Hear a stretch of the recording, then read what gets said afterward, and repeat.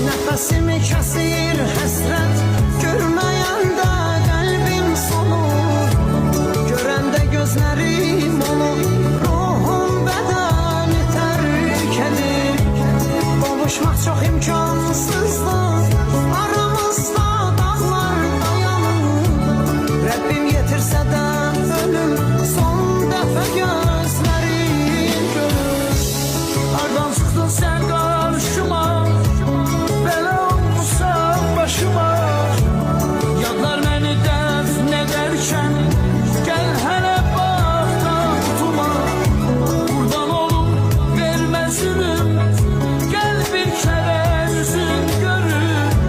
Şikəst olub həyat sənsiz, tükənmişəm geri dön gəl.